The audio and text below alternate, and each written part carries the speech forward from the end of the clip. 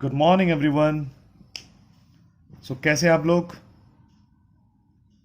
I hope you all are fine. आज हम करेंगे प्रॉब्लम नंबर 27। और ये सवाल जैसे कि आप देख सकते हैं, this is from the chapter quadratic equation. Quadratic equation chapter से लिया गया ये सवाल। और इस सवाल को देखा जाए तो बोर्ड एग्जाम में भी काफ़ी बार ये पूछा जा चुका है। इसलिए मैंने कोई यहाँ पर्टिकुलर ईयर नहीं लिखा है, because this has been asked so many times in the previous board exams. और इसमें जैसे कि आप देख सकते हैं यहाँ पर this is the quadratic equation, जिसे अगर हम देखें तो इसको यूज करके हम ये प्रूव करेंगे कि C square is equal to M square bracket 1 + a²। यानी सबसे पहले यहाँ पर अगर हम देखें, सवाल में हमारे को एक क्वाड्रेटिक इक्वेशन गिवन है जिसमें x इज द वेरिएबल और इस इक्वेशन के इक्वल रूट्स है।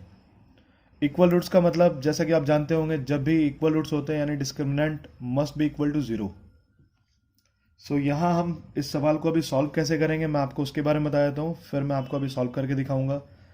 तो फर्स्ट ऑफ ऑल इस सवाल को हम स्टैंडर्ड फॉर्म में लिखेंगे, यानी standard form of a quadratic equation. और उसे कंपेयर करने के बाद जो भी वैल्यूज होती हैं, coefficient of x square, coefficient of x और इसके अलावा कांस्टेंट टर्म की वैल्यू, उसे हम लिख लेंगे। और फाइनली जब हम डिस्क्रिमिनेंट यानी d is equal to 0 use करेंगे यहाँ पर, तो उसे यूज करने के बाद हम इजिली इस पार्ट को प्रूव कर सकेंगे। So let's start. तो सबसे पहले मैं यहाँ पर इसे कंपेयर करने जा रहा हूँ with the standard form of a quadratic equation. अब इक्वेशन जो होता है क्वाड्रेटिक इक्वेशन, खासकर उसमें जो स्टैंडर्ड फॉर्म होता है उसे हम लिखते हैं ax² + bx + c।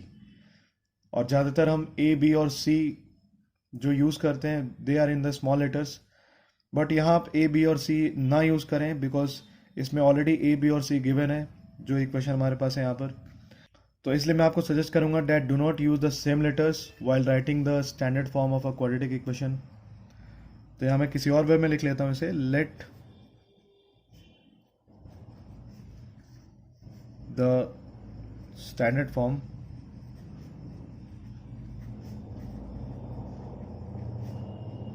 of any quadratic equation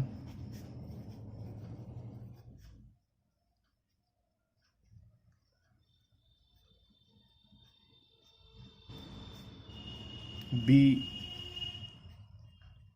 px² plus qx plus r is equal to 0, where p, q, r are real numbers and p is not equal to 0। ठीक है, तो अभी हमने यहाँ पर एक स्टैंडर्ड फॉर्म लिख लिया अपने से, px² plus qx plus r। तो अब मैं यहाँ पर लिखूंगा on comparing the given equation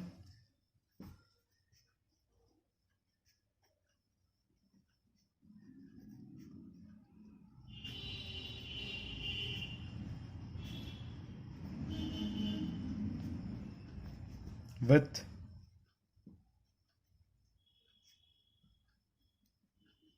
the standard equation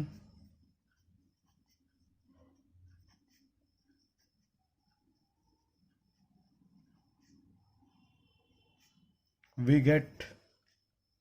सो यहाँ से क्या मिल जाएगा हमें? सबसे पहला जैसे कि आप देख सकते हैं यहाँ पर p इज इक्वल टू, जो p की वैल्यू है this is equal to 1 + a²। और इसके अलावा b² भी है यहाँ पर, so this is 1 + a² which is in bracket और बाहर में b²। और इसके अलावा q is equal to 2abc and finally r is equal to c² - m²। So ये पी क्यू आर की वैल्यू जैसा कि हम देख सकते हैं it is in front of us.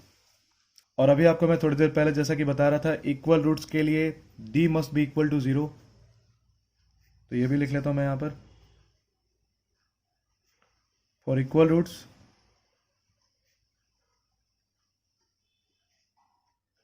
d is equal to 0। अब d यानी डिस्क्रिमिनेंट, अगर d इज इक्वल टू 0 है तो इस इक्वेशन के हिसाब से, यानी क्वाड्रेटिक इक्वेशन जो हमने यहाँ सपोज किया स्टैंडर्ड फॉर्म में, हमें सब कुछ इसके फॉर्म में लिखना पड़ेगा, यानी हम इसमें लिख सकते हैं Q square minus 4PQ, sorry Q square minus 4PR is equal to 0।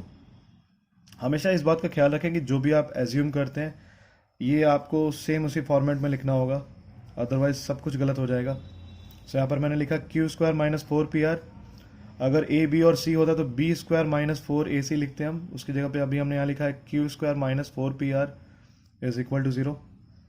और यहाँ जो भी QPR यानी PQR की जो वैल्यू है उसे हम यहाँ रख लेते हैं। सो मैं लिख सकता हूँ implies that Q square means 2ABC whole square minus 4, P की जगह पे लिख सकता हूँ 1 प्लस A स्क्वायर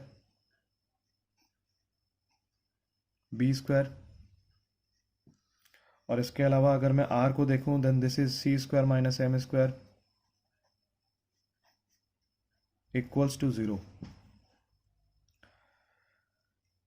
अब हम अगर यहाँ से कॉमन निकालें तो कॉमन निकालने से पहले मैं इसे स्क्वायर कर लेता हूँ। This will be 4A square B square C square minus 4 1 plus A square B square और ब्रैकेट में C square minus M square is equal to 0। अब जैसा कि आप देख सकते होंगे कॉमन मैं यहाँ पर 4B स्क्वायर निकाल सकता हूँ, 4B स्क्वायर दोनों साइड पे। सो दिस इज 4B स्क्वायर और इसके साथ ये बन जाएगा A square C square minus 1 plus A square और दूसरे ब्रैकेट में C square minus M square is equal to 0। ठीक है, अब इसके बाद 4B स्क्वायर जैसे कि आप देख सकते हैं अगर हम इसे LHS से उठाकर RHS पे ले जाएंगे देन दिस विल बिकम 0, यानी इसे मैं अगर RHS पे ले गया तो रिमेनिंग इक्वेशन क्या बचेगा हमारे पास। So A square C square minus 1 plus A square और इसके अलावा C square minus M square is equal to 0। अब अगर मैं इसे मल्टीप्लाई कर लूँ then this will become A square C square minus multiply कर रहा हूँ then this is C square plus A square C square minus M square minus A square M square is equal to 0। और इसके बाद अगर मैं इस bracket को भी ओपन कर लूँ then this is A square C square minus C square minus A square C square. अब जैसा कि आप देख सकते हैं अगर मैं M स्क्वायर वाले पार्ट को ले जाता हूँ RHS पे, यानी M square plus A square M square को अगर मैं RHS पे ले जाऊँ तो ये माइनस साइन लग जाएगा यहाँ पर, और ये माइनस और माइनस अगर मैं कैंसिल कर दूँ तो यहाँ से हम लिख सकते हैं C square is equal to M square plus A square M square. और फाइनली अगर मैं यहाँ से M स्क्वायर कॉमन ले लूँ then this is C square is equal to 1 plus A square M square. So this is the required thing जो हमें यहाँ प्रूव करना था इस सवाल में। और इस तरीके से ये सवाल मतलब मैं बहुत इजीली तो नहीं कहूँगा but it has been proved now. और जो स्टेप थे यहाँ पर वो सेम वही वाले स्टेप थे जो लास्ट टाइम मैंने आपको एक और इक्वेशन में सॉल्व करके दिखाया था इक्वल रूट्स वाले सवाल में। सो उम्मीद करता हूँ ये सवाल भी आपको अच्छे से क्लियर हो गया होगा। Do not forget to watch this video again and again जब तक आपको ये सवाल ठीक से क्लियर ना हो जाए।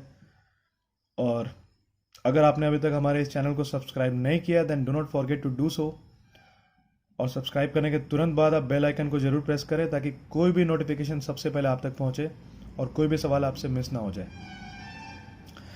आज के लिए बस इतना ही, कल दोबारा मिलेंगे एक नए सवाल के साथ। तब तक के लिए take care of yourself and thank you for watching.